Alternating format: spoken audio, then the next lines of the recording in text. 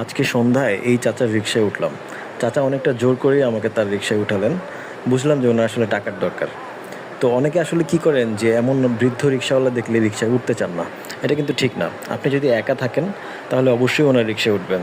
২ জন থাকলে উঠতে পারেন, তবে অবশ্যই এই ধরনের মানুষের রিকশায় ৩ জন উঠবেন না কখনোই। অনেক বেশি কষ্ট হয়ে যাবে ওনার। উঠে ওনাকে ন্যায্য ভাড়া যা তাই দিবেন, যদি সামর্থ্য থাকে একটু বাড়ায় দিবেন। কিন্তু এই মানুষগুলোর সাথে কখনোই দরদাম করতে যায়েন না। এটা আসলে আমার কাছে মনে হয় যে মানবিক হবে না ব্যাপারটা।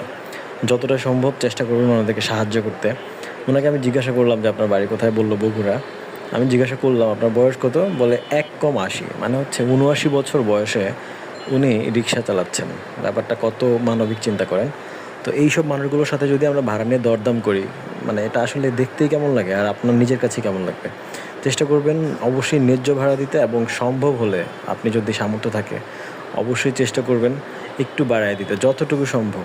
পরে জিজ্ঞাসা করলাম যে আপনার ছেলে মেয়ে আছে কি না? বললো ছেলে মেয়ে আছে, বাট ছেলে মেয়ে জায়গা জমি সব লিখে চলে গেছে, এখন আর বাবাকে দেখে না।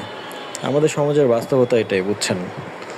সো আমাদেরকে আসলে আমাদের সমাজটাকে সুন্দর করার জন্য সবটুকু চেষ্টা করতে হবে।